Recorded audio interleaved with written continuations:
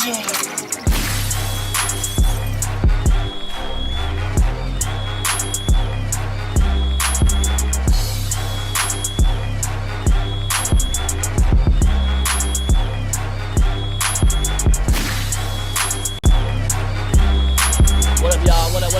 another episode of Pierre's Panic Room. You know how we do it. We're doing a little different this time.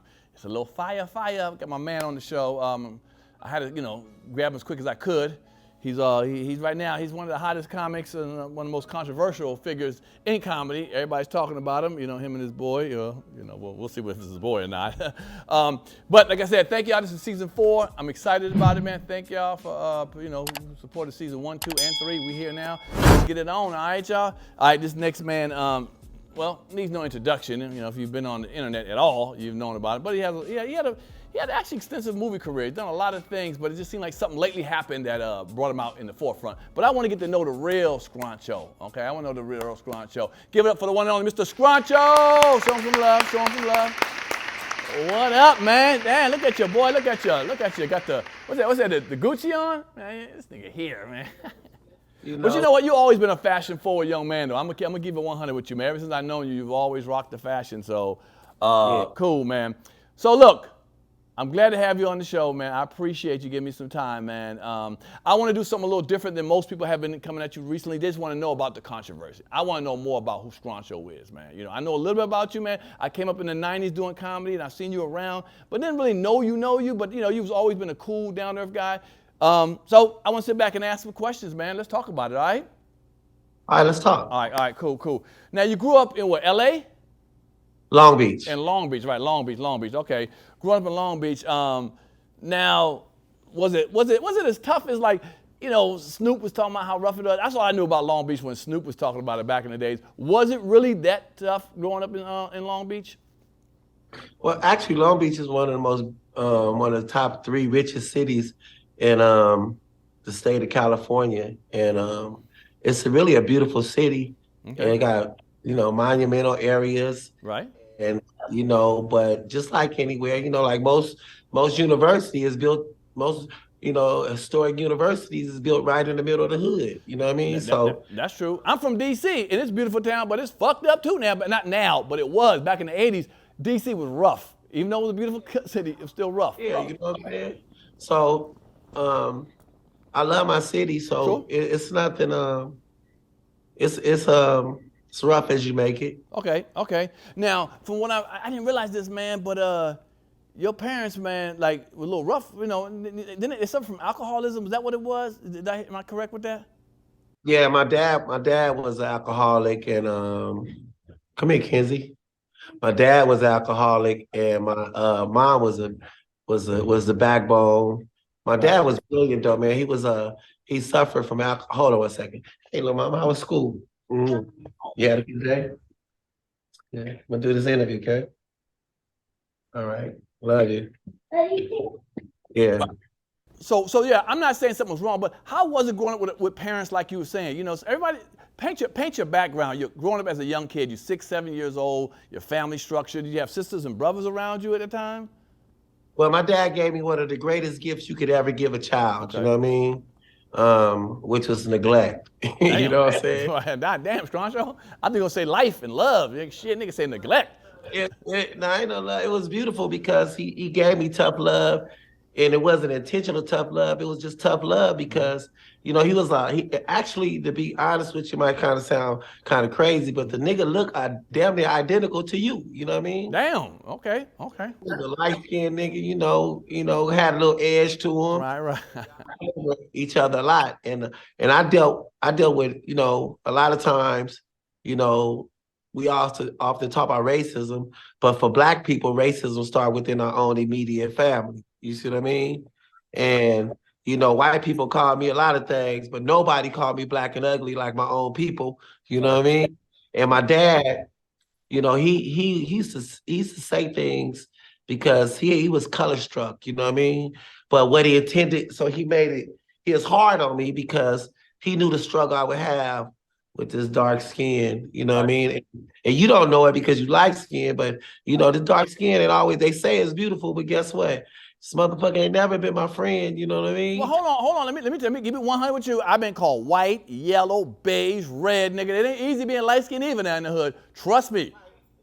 And like I said, you know, it's like I said, racism for Black people started within our own immediate family, and what it is for me is opposite for you. You know what I mean?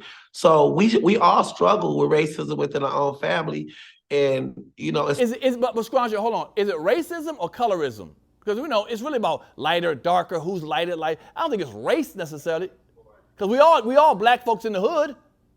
But sometimes colorism it's probably worse. It's more hurtful than racism. You know what I mean?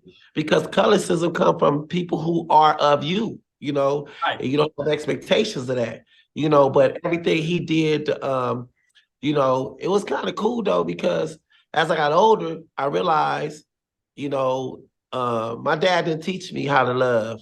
You know, he taught me how to survive. Okay. And to me, that's greater than love. You know.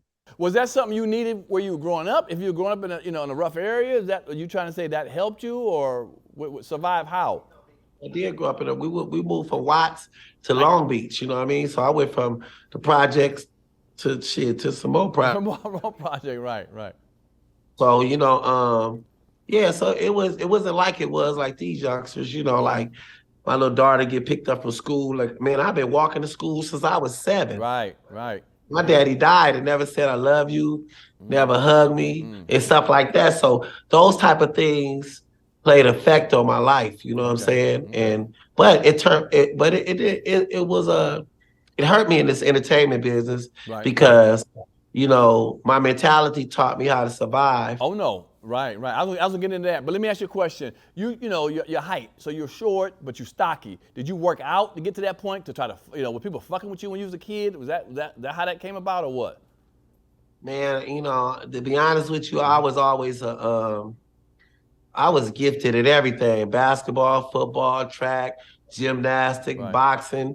I was just one of those type of dudes, you know what I mean? Right. But I just didn't, even I was always the shortest dude on the team, but always the most gifted. Like I never, by the time I was 9, I had trophies and everything. Nice. So I was always an overachiever when it came to sports and stuff like that, you know? So. But let me ask you a question. Go ahead. I was kind of tailor-made for the streets. I loved it. Well, let me ask you a question. Like us, a lot of comedians come from being class clowns, or what we call joning. Y'all call it bagging out there on the West Coast. Did you start thinking about being a comedian or being funny when you were young by snapping around the fellas and all that kind of stuff? You know. Yeah, you have we all have that gift of funny. It's a spiritual gift, and you know most gifts you don't realize you have it. It's just uncontrollable. You just be funny when you funny. But like if I say I'm survived today. You know what I mean? If I survived the tough streets of Long Beach or Watts or wherever I'm from, it's not because I was tough. It was because of my ability to make people laugh. You know, likability gets you farther than trying to be tough or thinking you bad. Like, and my dad always told me, never be a shit starter, because shit starters don't last. So he prepped me for the streets. You know what I'm saying? Like, he was a real nigga. He like taught me how to do wrong the right way. Damn. Oh, okay. I fucks with that. All right, let's start. So as a kid, coming up, teenager, whatever, did you see any comedians that you were like, I want to do that? Because, you in LA. But here's a weird thing. I didn't realize, I thought everybody in LA wanted to be a movie star. I didn't realize there's regular folks in LA, or, in the LA area, you know what I'm saying, Long Beach area. So as a kid, what did you want to be as a youngster when you was young? Did you aspire to be a comedian, a sports figure? I never respected that Hollywood shit, you know what I mean? And actually, I'm just learning how to adapt to it. But to me, I never really honored or wanted to be in a Hollywood type of dude. I wanted to master the streets, you know what I mean? Because I love the way the streets embrace me, and I love the rules. I love the family I had. I love people that can relate and they had your back and go to war with you. So I love the streets, homie. But when you say you didn't want to be a Hollywood dude, what did you know about Hollywood if you weren't in Hollywood to not want to be a Hollywood person? Like, what did you see and say, no, I don't want to do that. I don't want to be that. How did you not want to be that? I knew I didn't want to be on Soul Train, you know what I mean? So yeah, I know a nigga. I know I wasn't finna be dancing around this motherfucker. Okay. I fucks with that. All right. Because I didn't know when I was in Maryland, D.C. You know, I saw Hollywood. I said I want to do that, and I didn't know until I got there the bullshit was around. I was like, oh shit, I didn't know this was what it was. I thought everything was lovely, but I learned. But okay, I seen you on the scene mid '90s. Is that when you started? When I started seeing you come around? Yeah, I started around 96, 95. 95. What made you think you could go and tell some stand-up to go up on stage? I saw you when you was fun. I was always bagging. And always letting cats in the hood have it. And, you know what I mean? And one of the homies named Pop Zilly, like, man, you think you funny, you bagging on everybody in the hood? I'm gonna take you to the comedy store. Yes. What you do? And I was always like really headstrong, so he came and got me. He said, I'm gonna take you up there, you get on stage, tell jokes. But it wasn't that easy, so I had the heart, I had the confidence. And when I got to the front of the comedy store, I seen all these people out there. So in my mind, I'm like, man, all these people coming to see me, they coming here for the jokes. I was like that. And then it scared me when I found out they was all comedians signing up for the open mic. And so that was my first time being amongst everybody who think they funny like myself. So then I projected back to my hood mentality, and which was a form of fear, you know what I'm saying? Because I didn't have I didn't have an identity. So the identity I knew was that mentality. So I reflected to that for protection, so I could, have the confidence to, be in front of all those people. Then I signed the list. And I went to Gold Stage. And how the comedy list, you started and you might sign it at 7 o'clock. You might not get on stage. 7, 12. 1. And I remember that night, Eddie Griffin came in and did some time. He did 30 minutes. Andrew Dice Clay came and did some time. The Wayans brothers, Marlon, them came and did some time. And then out of nowhere, they just called my name. And I remember being so cocky. I think I had my grandmama come, and I flew my grandmama in. Yeah, for 5 minutes? Hell no. Man, I thought I was doing too much. And it was so, because I always had money. So I flew all of me. I'm going on stage. And it was big because my mama let me wear my daddy's jacket. He got proposed in. My sister knitted me a shirt, and my grandmama I was dressed like everybody. And then when they called me to come to the stage, that was my first time ever feeling fear. I never felt fear. But when I faced my gift, it was like walking down death row. I got on. How'd you do the first night? Man, I bombed so bad. But you look good, Scruncho. You look good bombing. No, I didn't. I look like everybody. Look, my 89-year-old grandmama, she like, tell it so. You didn't pop your whole lot of me and tell it. Oh, wow. My first heckler was my grandma. Your grandma, okay. She kept it 100. And then my mom so bad, I walked from Hollywood back to Long Beach. No, sir. Come on now, Scruncho. Come on. My brother wouldn't give me a ride. He like, man, you rode all the way out here. You ain't funny. You got me coming all the way here. Maybe give me some gas money. I ain't right. It was like, it was embarrassing for me because my family the type, nobody gonna go harder on you than your family. Right. Because they had high expectations of me. They see me be funny my whole life. Right. And I get up and fail. They hurt. So when black people get hurt, they lash out like. Right. You know what I mean? Hurt people. I took a long walk, soul search, and I didn't get back on stage for a whole nother year. Well, I'm gonna tell you what. When I saw you, I saw you wrecking shop, and to me, you was. I'm telling you from the outside looking in, you was a hood dude doing comedy. You know what I'm saying? You dressed like you was from the hood, bandana, pants and shit. You look like a hood cat, but you was funny too. But it was just you presented a different look. You didn't present a regular comedian look. You look like a nigga from the hood doing comedy. I liked it. You was cool as hell with me. In fact, I put you, I don't know if this is the first movie or not, but I put you in my movie For the Love of Money. I put you in one little scene and you killed the scene. I was gonna tell you that you put me in my first movie. That was your first joint? And you gave me a character role. Yeah, no, man, you was good, brother. I'm very grateful for that. Well, you know, Put it in my highlight reels. I can spot talent, brother. And it's funny because you only did like, what, one scene, and that shit was funny. And people talk about it. When they see it today, they be like, that's Scruncho. Oh, shit, you know. So it's a lot of love on that picture, in that thing. But that ain't the only thing you've done. You did that thing, what was it called? Bud's House. You did like I didn't know you did that. It never came out. Bud's House of Comedy with you and Faison, Linnell. Comedy, I did. Man, I got a lot of projects. Did Buzz House. I did. But hold on, did that ever come out? Bud's, I never seen it. Yeah, it came out. I don't know where. I don't know. It became a Bud House. I think it probably was on. I don't know what became of that, man. This business, we do projects and we just keep it pushing. Right. Well, let me ask you a question. Would you say this particular role took you to a little more notoriety when you was in How High with Mike Epps? Yeah, that put me on the map. You know what I mean? But I really couldn't cash in on it because the day it aired, the week it aired was my first week in prison. Oh, damn, Scruncho, how long did you do? 4 years. Oh, well, then that would help. Yeah, that would hold you. Damn, no wonder the shine didn't come from that because everybody remembers that, what y'all call it? Baby powder or something? I can't remember.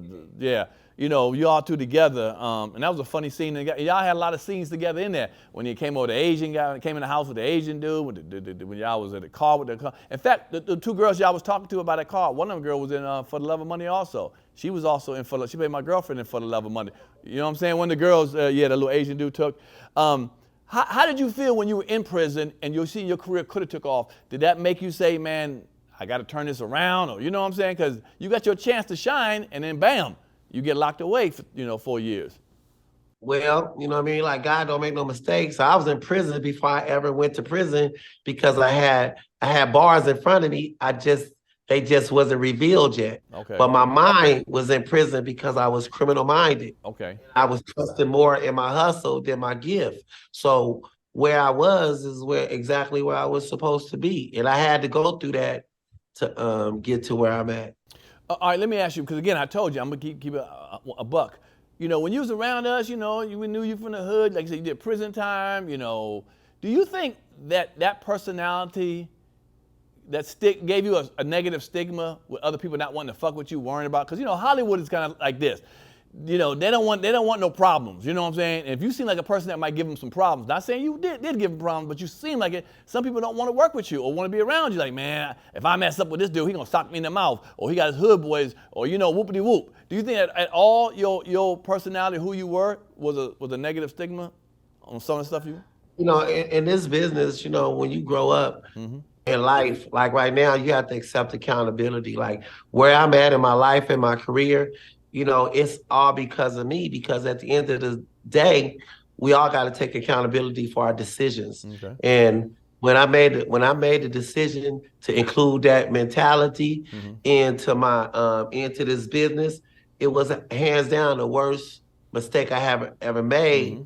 But then again, I wasn't mature to understand how big and magnitude my gift was. Like even right now, like it's very few comedians that could fuck with me, period. And that's just being honest with you. They not nowhere near my level, you know what I'm saying? I got catalogs of jokes, you know what I mean? If I blow up tomorrow, I got 5 specials in me. And so I am one of the best at what I do, but whenever you include that mentality, like your dark skin is one thing, but your dark skin, you can get by with that if you got athleticism, right. If you're talented, if you're an artist, if you're a musician, and then that black skin become beautiful and marketable. But if you include that mentality trumps everything. You mean hood, like the gangster hood mentality, you mean?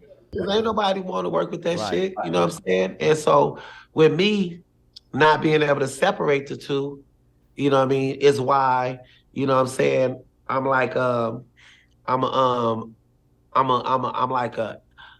a good act for a low budget because my mentality and my decisions more than my mentality overrode the gift that God gave me. Okay, yeah, because I know in Hollywood, man, if they have a little tinge of feeling like something gonna happen around you, they get nervous unless you made them millions of dollars, huh? I'm a hood dude, right? I'm not, even though I'm not hood no more. Right. I'm not. You know, I understand the rules. Right. There you go. But like but when you think about who I am, people always include the mentality of everything. I don't smoke. I Right. don't drink. I don't do drugs. I don't cheat on my wife. Right. Right. But Those sound all good, Scruncho. Those sound good. But if you come off from the hood and seem like you from the, you used to come to shows bandana with your wife beater on, huh? that mentality overrides my gift. But on stage, it's a blessing. It separates me from everybody. Without a doubt. Without a doubt. But you got to get on stage. I mean, I ain't gonna lie, I probably wouldn't want to work because at the end of the day, I got buddies that I won't even take to the comedy clubs with me because I built my brand. I mean, I can't brand you because you don't get it. Right. I didn't get it. It placed me in back of the line. There you go. Yep. Then in front of the line. So, like I said, accountability is part of acceptance and growing. You know what I mean? Okay. But like now, I just rebuilt my brand in the sense to where, you know, I just, you know, like I don't cheat on my wife. I don't do nothing. I just stay solid. No, I represent. I get that. But let me ask you something. Hold on, Squad. Let me ask. So who are some of your friends in comedy? Who do you rock with? Who have you rock with? Who do you rock with in comedy? What's some of the comedians?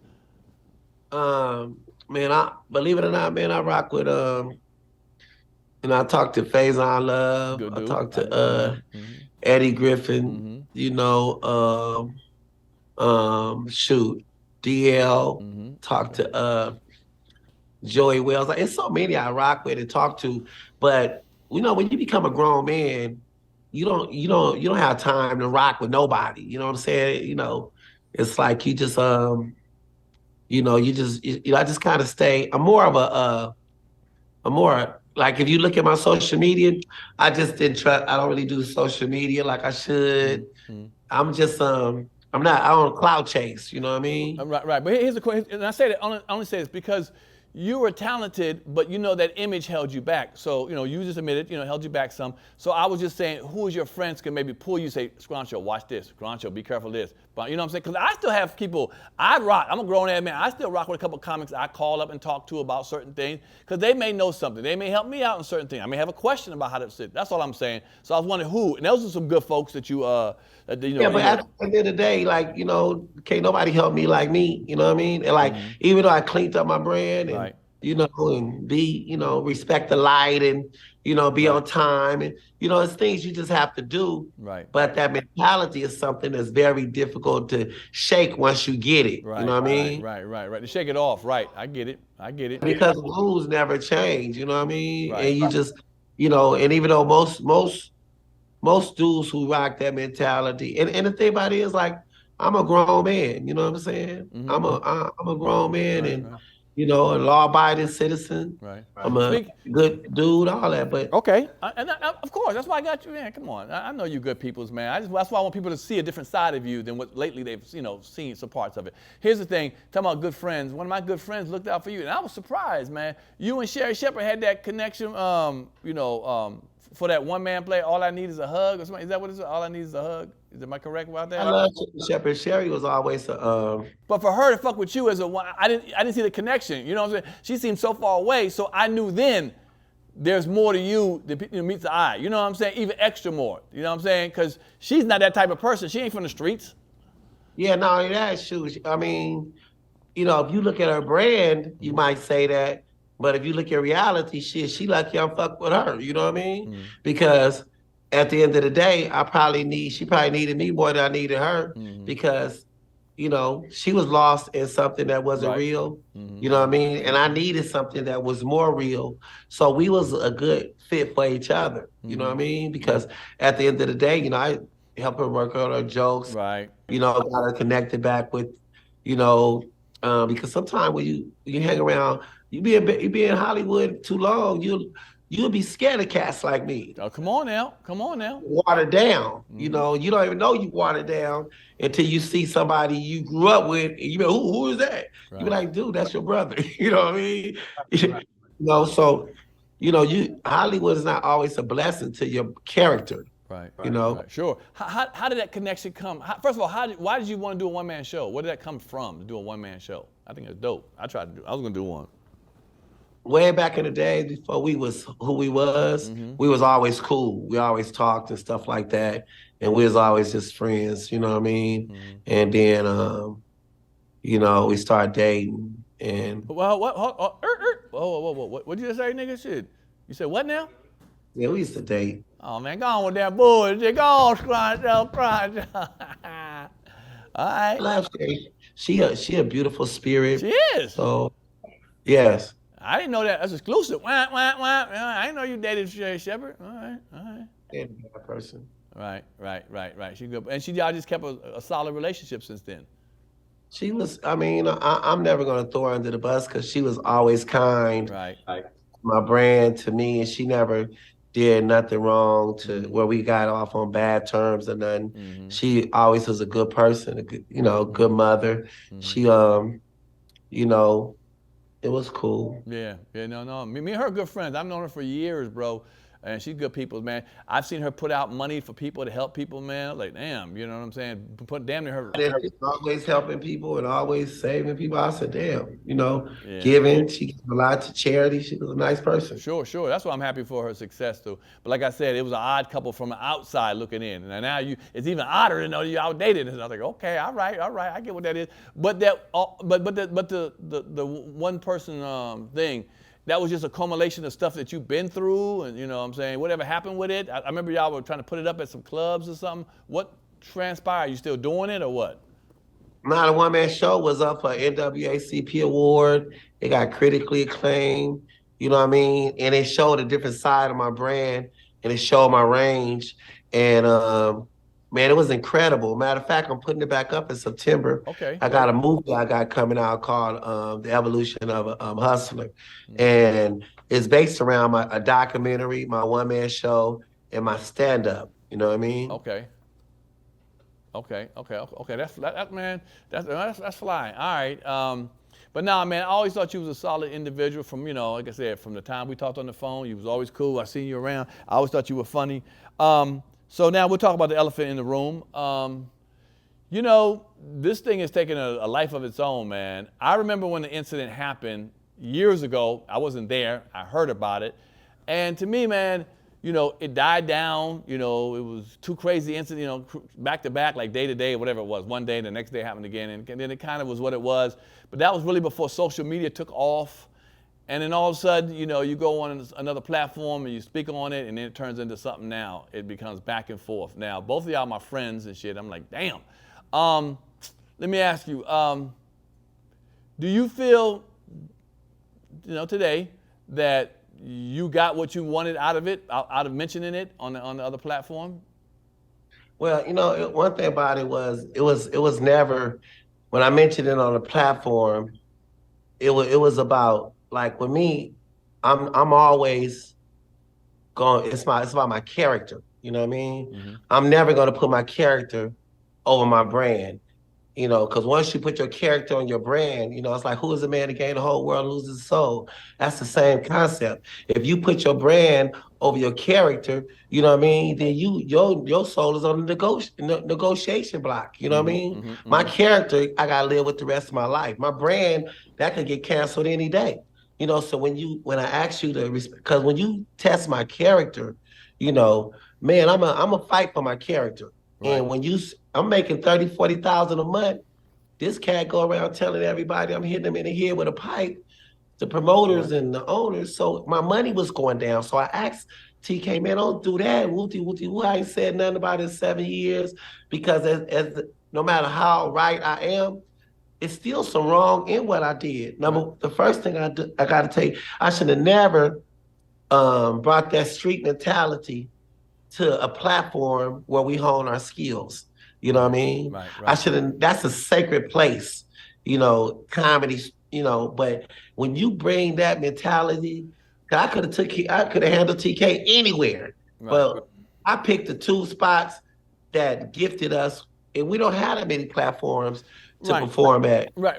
So I have to accept accountability for, and that's why I got regrets. But let me ask you a question. Hold on, Scruncho. Did you feel like, I hadn't heard about it for so long. Why did you bring it up on that recent platform when it's I said because I was gonna say, so he kept talking about it. So he kept talking about it. Is that what you said? I said, you can't stop telling people I hit you with a pipe because I had an agent. I thought a lot of it was returning my deposits. Right. So I'm thinking they returning my deposit. So I started saying, maybe it's my dark face. Maybe let me give me an agent with a white face and she could get through there. As soon as I got her, she's like, oh my God, this guy TK is telling everybody you hit him upside the head with a pipe and they don't want to book you. So I had to, yes, I had to confront TK. You know what I mean? Stop telling people that, bro. I've swept it under the rug for 8 years. Right. You know what I mean? And he kept telling people. So I had to go on a platform because here's the thing. If I hit a person, two things you got to ask yourself. If you make them accusations against me, the only thing worse than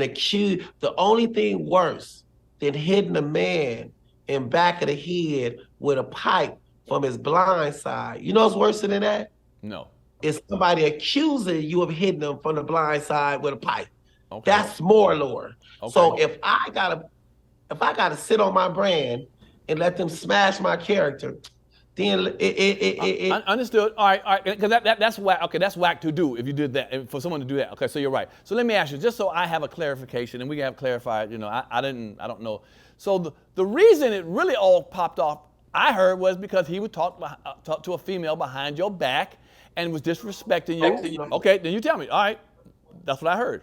Let me say something else. Think about this. Okay. In the history of crime, right? Mm-hmm. There's never been a criminal that got away with a crime that went back 8 years later to the victim and said, hey, man, stop telling people I robbed your house. That's logic. Okay, that's fine. That's fine. Hold on. Where you going? But why would I go back? Only way you'll go back if you did not do it. Okay, but Scruncho, hold on. I get that. So Scruncho, my point is this. You hit him for a reason. What was the reason you hit him that night at the Laugh Factory? Let me just say this. And my whole life, since the one thing my dad taught me how to do is protect my sisters. Okay. You know what I mean? So I'm a protector of the women in my life, whether it's my sister, my daughter, my mother, my auntie. I'm gonna fight for them. Understood. I can respect that. And when you see my daughter out there, the problem with TK, you're supposed to be a protector, but he's not a protector. He's a predator. You know what I mean? But hold on. Let me just say, my daughter and my ex goes to the comedy club. Okay. She just experienced a miscarriage. So I encouraged him, man, go out and have fun. Right. So my daughter said, let's go to the improv. So they go to the improv together in Hollywood. You know what I mean? They run now. Remember this, Pierre, when you send your wife out or you send the girl out, and the one thing you can't do, you can't protect her. She got to protect you. And when you go out as a man, she can't protect you. You got to protect her through your behavior. You know what I mean? Okay. Now, if she's not protecting you with her behavior, then she's not for you. You know what I mean? Okay. So I don't babysit no female or try to manage what they do with their vagina. You see what I'm saying? Okay. But when my daughter is out, you know what I'm saying, and she clearly said, TK, I don't know if he tried to talk to her first. If he did, your daughter. You're talking about your daughter. My daughter, because my daughter is extremely gorgeous. Okay. You know what I mean? How old was your daughter back then? She was 25. Okay, yeah. And she was with who else? She was with your sister? Or who was she with? One of my exes. Okay, she was your daughter. How old was your ex? Your ex is older than her? Yeah, she's about, 35, 40. Okay, so grown, okay. Just to get my okay, so go ahead. So TK approaches them. You know what I'm saying? And so when they mingle, everybody mingle. You know what I'm saying? Everybody mingle. You can't stop nobody from talking. But whatever happened, my daughter felt like he was doing too much. Okay. So my daughter like, TK, you know that's my dad girl. You know what I mean? And he was like, well, who's your dad? Right. And she was like, Scruncho. And then he goes on to say, I don't fuck with Scruncho like that. That ain't my mother, home, and da-da-da-da. Whatever he said, right. And they had words, and all three of them had words, or whatever. Right. So she said, okay, keep that same energy. Now, whenever my daughter called me from birth to death, it's my job as a man to protect my daughter. Okay. I've been fighting for my daughters and my sisters and them since I was a little dude. I always protect them. If they come to me, I'm gonna address the situation, but I'm not gonna move on emotions. I'm gonna move on facts. Right. But it wasn't your daughter. It was your ex. He was trying to holler at. He just talked to you. He just put salt. He put smut on your name in the conversation with your daughter. But he was trying to holler at the ex. I don't know which one he tried to talk to. You know what I'm saying? I just know he was disrespectful in his approach. You know what I mean? At that point, I feel like when she said, Scruncho, my dad, you immediately supposed to go into protector mode. If I seen your daughter pee, and the minute she said it's your daughter, pee, that's my little niece. Come on, you straight? I'm gonna buy her drinks, make sure she good, and I'm gonna put the word out and make sure she protected. That's what we do. Predators don't do that. They find a way to get around and throw it because they got this thing where I don't know, man, he's just a predator. And like, she wouldn't have called me if he wouldn't have been disrespectful. Why would she? You know what I mean? So when she called me, and when I called TK, I swear I never said nothing about the female because her name didn't come up. Hold on. The female, your ex, what do you mean, who's that? The female, what's female?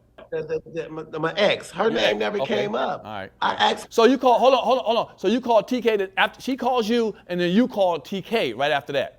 Cheryl called me first. I didn't answer his call. My daughter did call me. You know what I mean? Because they had some words. So my daughter called me and said, Dad, TK, he gonna try to. She tell me the situation. So I know the situation. So my mind was thinking, you know what? There's a bunch of females out there, maybe you don't know, we in that environment, you know what I mean? Let me throw my brother alley hoop so he can say, oh man, I didn't know that was your daughter.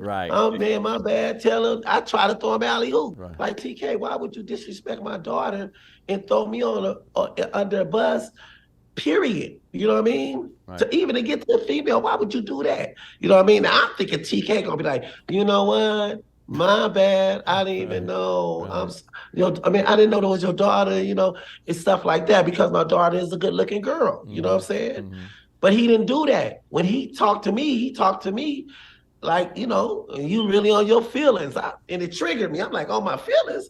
I said, I will say less, TK. I said, when I see you, I'm going to look you in the eye and I'm going to beat some respect in you because... And I said, because you think I'm weak. I look at it like he really think I'm weak, where he could just disrespect me after I call him on a humble spirit. You know what I mean? But let me tell you something. He made 4 mistakes. Number 1, you disrespected my daughter. Number 2, you call yourself a G. You swear up and down your hood. And the number 1 rule, and I admit that mentality. It's not good for this industry. Right. But if you go by that mentality. Right. You're still a man.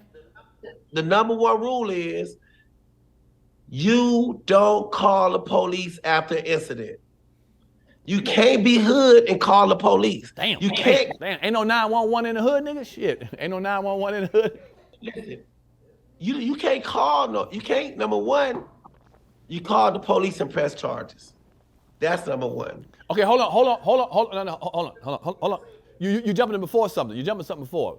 If you're gonna do that, I'm sorry, but let's talk about you going to the club, and then we can talk about him calling the police. So you go to the club at the Laugh Factory. He there. I told him. Now let me tell you. I told him. I said on site when I see you. Now whenever somebody say on site, that don't mean sneaking up, hitting you with a pipe.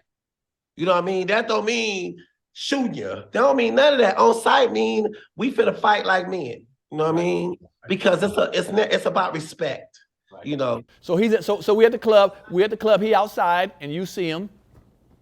Yeah, I seen him. He was talking to a little white couple, and I patiently waited because I was not in control. You know what I mean? And then when I seen him, I said, "What I tell you, I'm gonna do to you." So he turned around, and looked at you. So y'all squared up. You looked at him. So he didn't turn around and look at me. I walked up on him, and he was shocked.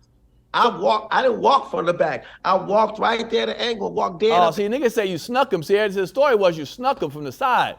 That's where that's not, listen, even when listen, ask yourself this, P.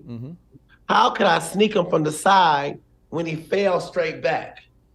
And he say he bumped his head on the back and got stitches from the ground. You cannot sneak a man from the side without him falling to the side.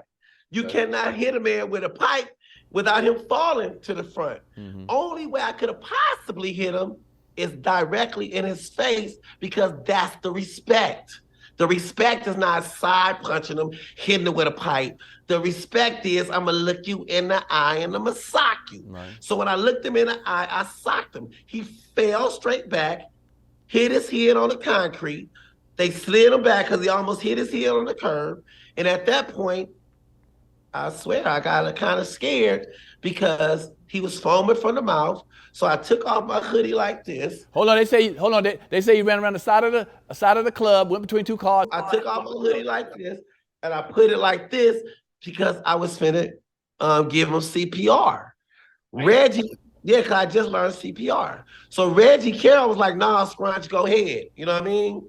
And then I walked. Now, Dante, when he see me with a different outfit on, with this off. Because underneath it, I had an all-white. Who's Dante? I don't know. Do I know Dante? Dante Berry. You know what I mean? No. That's why he said, I snuck up. It's impossible. Forensic would show. The stories would show. It's impossible for me to hit that man anywhere other than directly in the front. Because he went straight back. And he was kind of scared before I hit him. Because as soon as I went to hit him, he flinched. He locked up. So he was already knocked out before the punch hit. So you hit niggas as hard that they feel like it's a pipe, because he said it was a pipe in your hand. That's how you hitting niggas. That they feel like a pipe, nigga. Let me see them hands. Let me see them. What them hands looking like, Scruncho? What them hands look like? He got a thing. I remember it was one of the partners in the hood. He went to a party and he came back and got the whole hood because he said he got jumped. We all went over there like it's going down. Come to find out he got beat up by the littlest dude in the club at the party because he was too coward to take a loss. You know what I mean? So he created this whole notion because he couldn't take a loss. But I didn't. We all take losses. Sure. The only person undefeated is Bud Crawford and Mayweather.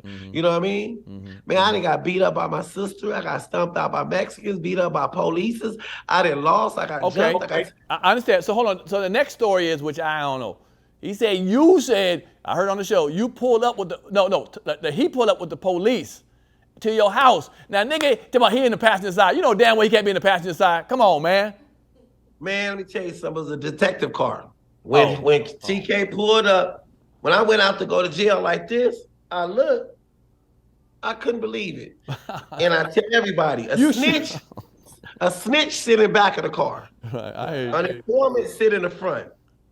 If TK would have slid a little bit to the left, that nigga would have been driving. Man, shut the fuck up. Go on with that bullshit. Go on with that shit. Come on. So what? But why would he pull up? Why would he come with the police? I guess. I mean, I know what you're trying to say. Well, who the fuck come with the police? Here go what make him the devil. Damn. Anytime you press charges on somebody and then you use the police to extort me, to pay him not to go to court. Charge Mike Epps not to press charges. Charge Reggie Carroll to get his doctor bills. You know what I mean? Like that's evil, bro. You playing both sides of the fence. You over here talking about you a G and you're a real one. Then you over here pressing charges and using the police. And then he playing the police because when we was in court, he all at the he got the police paying for his hotel, his flight, and everything. You know what I mean? But I think he was scared to go to court because it was 1,000 Crips on one side, 1,000 Bloods on the other side. I would have felt sorry for him if he would have showed up to court. You know what I mean? Well, God so damn, he was with everybody. And just for the record, I'm not the first person that knocked out TK. Charlie Murphy not the second.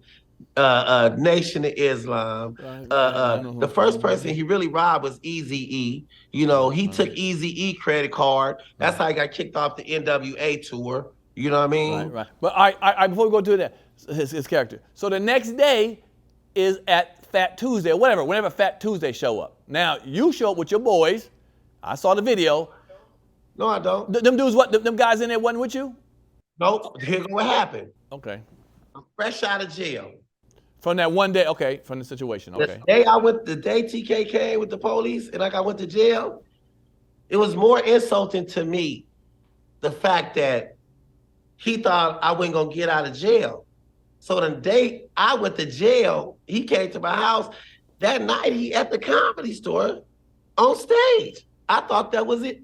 So I knew I had to get to him before I get a restraining order put on me by the judge. You know what I mean? Mm-hmm. So he knew it was going to be paperwork pressed against me while we had to stay 90 feet from the, right. and this and that, and not speak to him. And right then, that was my only opportunity. So I thought it was rude. And ask yourself this: why would I sneak up on you? Why would I sneak up on you with a pipe, but then jump on stage and beat you up in front of a whole house full of people? That don't make no sense. That's contradictory of your character. Right. If I fight you, why would I sneak up on you in a pipe and then jump on stage with your paperwork in the middle of your set with 500 people there and knock your ass out again? Hold up.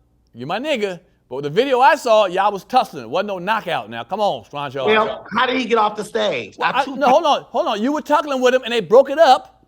And then, you went... No, they didn't. I did like this. I touched him. He lifted up and I pop, pop, and he flew off the stage. And then he proceeded to get stumped and beat up because that's what they do to rats. But all right. Maybe I got to change my tint and my coloration and brighten that motherfucker up because it was dark in that bitch. And I saw you niggas holding them. I saw somebody else, they pulled you back. You called them all kind of names. Somebody, when your homeboys tried to move or somebody was run towards him. I didn't see him sleeping, knocked out, whatever. But I didn't normally see the knockout. But the point was, it was a chair that woke him up. God damn, boy, you something up. Boy, you like David Copperfield, nigga. You off the chain with it. All right, so that's all. Okay, so it all happened. It kind of stayed dormant until recently, at least for the public. Now, here's the thing, like I said, number one, you violated, I just lost my sister in 2016, and she got murdered by a dude. So I'm overprotective about by my daughters and all that. So that's what the one man show was about. It was about the love story between me and my little sister, how I protected her, and I still couldn't save her from these predators. You know what I mean? Right. So first you disrespect my daughter, then you say I hit you with a pipe, then you wake up and call the police, and then you use the police to extort me for money. You know what I mean? And then you act like you want to fight.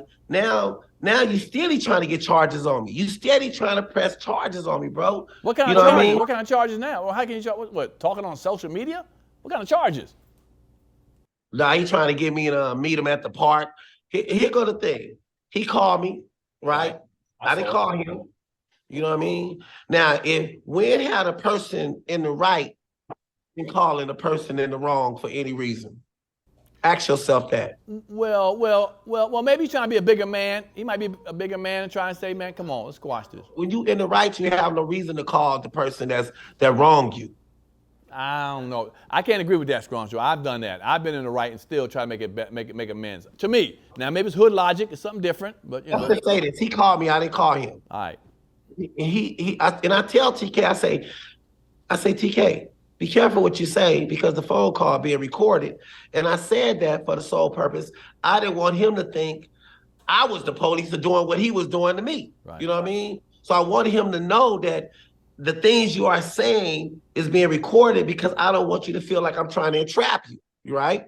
Right. Number two, I wanted him to focus on the bag because he was just on social media talking about he wanted to, let's get the bag, let's get the money. So they offered us $100,000. When he called, I'm already training. You see me with my glove, with my boxing. Right. I'm training for the $100,000.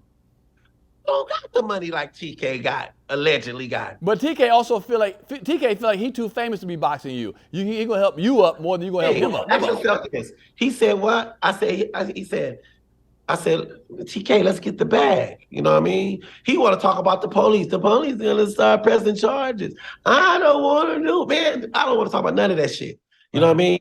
Let's focus on the bag. He say, I'm 63 years old. I'm not fighting you for $100,000 to make a spectacle of myself. Then he turned around and say, but I'll fight you in the park for free. So I said, wait a minute, TK. You won't fight me for $100,000 because you're 63, but you'll fight me in the park for free. Then I had to remind him, do you realize when you fight me at the park, you still 63? Right. Right. Well, let me tell you outside looking in. I know both of y'all. I would like to see, and I'm gonna ask you, in a question, it simmered down and squashed because both of y'all are good brothers, man. I've seen it. I know the internet likes that drama shit all the time. They like the drama. Ooh, ooh, ooh. And fuck around, somebody get seriously hurt, then all of a sudden, to whatever. Not saying you hitting him, but somebody might want to hit your boys, one of his boys, whatever it could be. Man, y'all have done what y'all have done already. Can we move on with the situation? Why can't we just keep it quiet and say, all right, this is the last interview, let's move on. We've seen it. It's only going back and forth, you know what I'm saying? He said this, I said this. What's the solution to you? What's the solution you like to see? Hey, at the end of the day, listen, man, you know, all I did from day one was just defend my character, you know what I mean? And I told him, just stop telling people I hit you with a pipe, you know what I mean? And you know, but he don't want to accept zero accountability, you know what I mean? So I'm funny.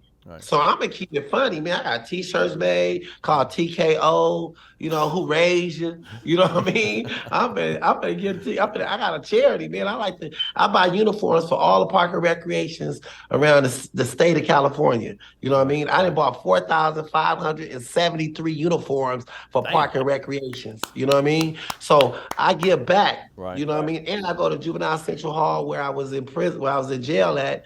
And I go speak to them. And not only do I go speak to them, I go back to the cell I was in to see who got it occupied. You know what I mean? And I talk to all the little cats that's in that jail and let them know your mentality that you here is not a blessing in the real world. You know what I mean? I said, I could have done a lot of things, but this mentality that I got, you know what I mean? Yeah, it helped me survive. But it robbed me of living. But see, right now between you and TK, it's part of that. It's still part of that bullshit. You know what I'm saying? Nigga, I hit you. You said what you said. It ain't gonna change what you said. He ain't gonna change what he said. So y'all need to dead it, man, because there's no proof of nothing. You can't prove nothing. You know what I'm saying? At the end of the day. You know what I mean? You sick the police on me, bro. You didn't call the police on me. Okay, y'all ain't got to be friends no more, but to go back and forth, man. You know, friends, I never have no beef with TK. I ain't got no beef with him because at the end of the day, like I told him, if I seen TK right now, that's the only cat I would run in the other direction. I would run like it's my mama beat me. Because he played both sides of the fist. I cannot deal with somebody who wear a hood mentality like it's a cape and he open it up and then he become Officer Kirkland. Nah, bro, because I can't win like that. So and when you have me trying to meet you places and man, I'm not fit to do all that. You know what I'm saying? So I don't, you know, and that's just some of the stuff he attempted to do to me. So it's as much as you want to say as me, man, what you want, what is you calling me for? If you weren't calling me to make the bag, ask yourself this, P. If he not calling me for the money, he don't want to tussle, and your only conversation is about the police and to meet you at the park. Why do you keep wanting me to meet you at the park? Because he want to get me under some more paperwork.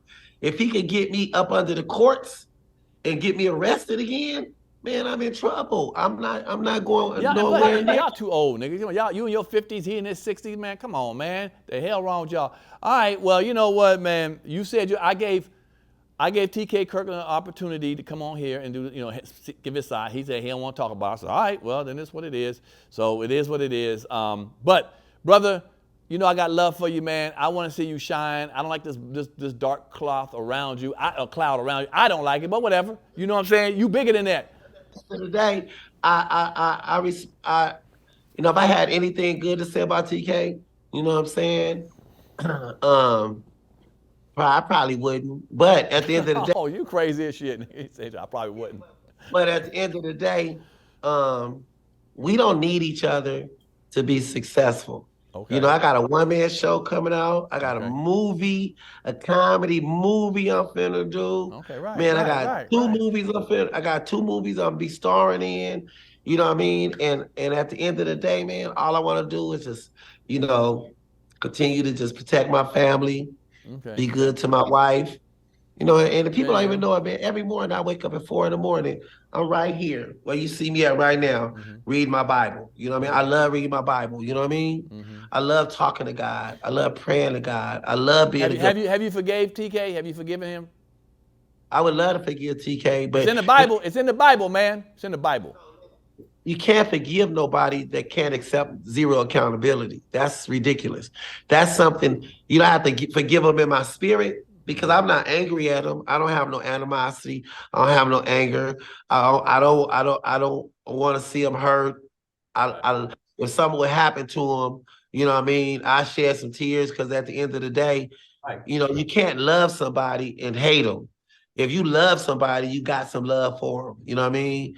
Yeah. And regardless of his decisions he make and his character, I still got love for his accomplishments. You know what I mean? But I don't never want to fight him, harm him.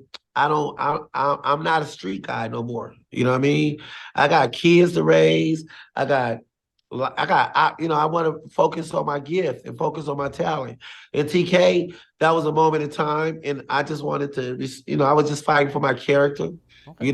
Understood. I respect that. And other than that, because guess what? I'm sure you'll fight for your daughter. Well, of course. And at this, when you're 60 years old and you ain't got, I don't. Every man that's in their 50s should be married and. And stop, because when you 50 and you ain't got no wife, no nothing, you even a trick. Easy, nigga. Easy. If you ain't married, you even a trick or a spiritual survivor. Hey, look, all right, we done talked about TK. We're going to end this on a funny note, man, some fun. I play a game with some of my guests. It's called Hoeish or Broish. I don't know if you've ever seen the show. So what it is basically is I'm going to tell you situations or something, and you tell me you got 3 seconds in your spirit. Is that some hoish shit for a dude to do or some broish shit to understand? Now, the guys are over 25, so grown-ass men. We ain't talking about no young kids. We're talking about grown-ass men.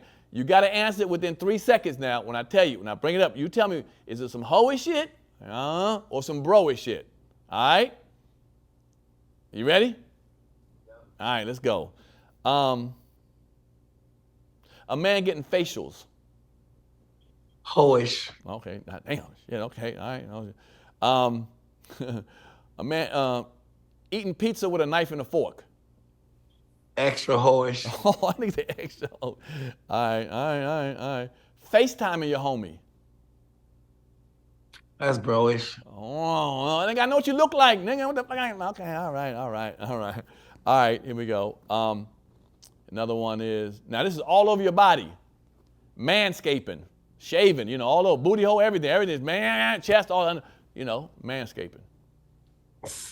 That's beyond hoish. That's come on, nigga, clean. If you shave your whole body, well, you seeking something other than a woman. Oh, god damn, homie. Okay, you crazy? Okay, skinny jeans. Come on now, 3 seconds.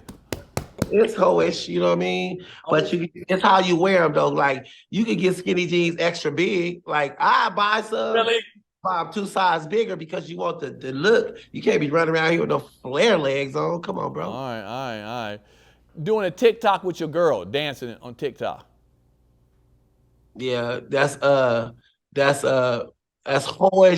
That's hoish with that's prepping you for your hoish. Damn. Okay. Letting a woman pay on the first date. Only a sucker do that. Really? If she okay.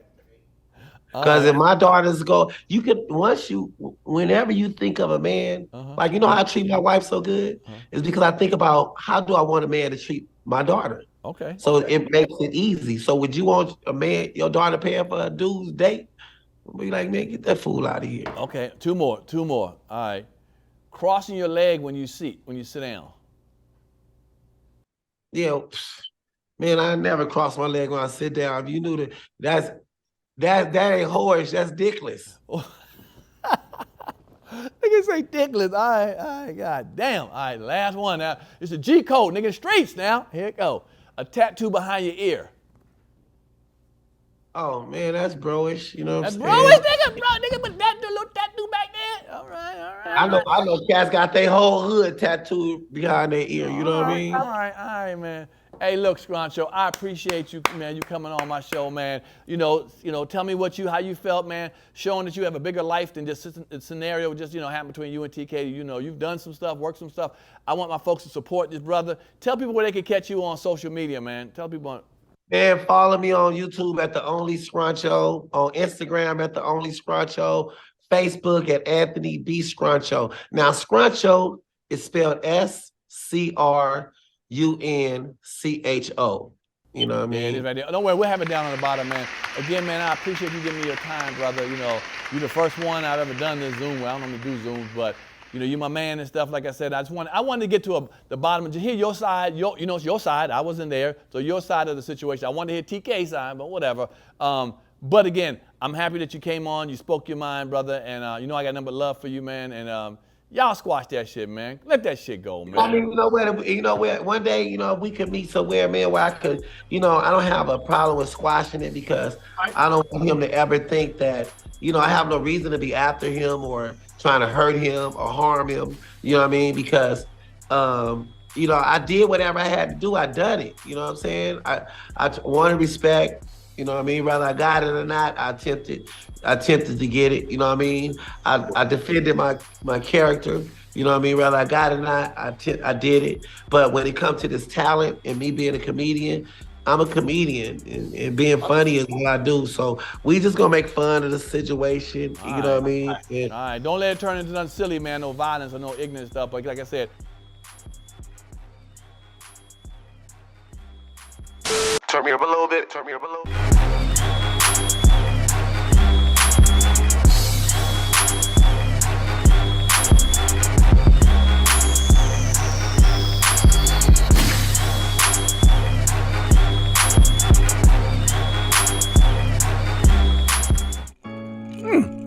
If you like that show, like, subscribe, and comment below. Hit the notification bell. Hit the subscribe button, man.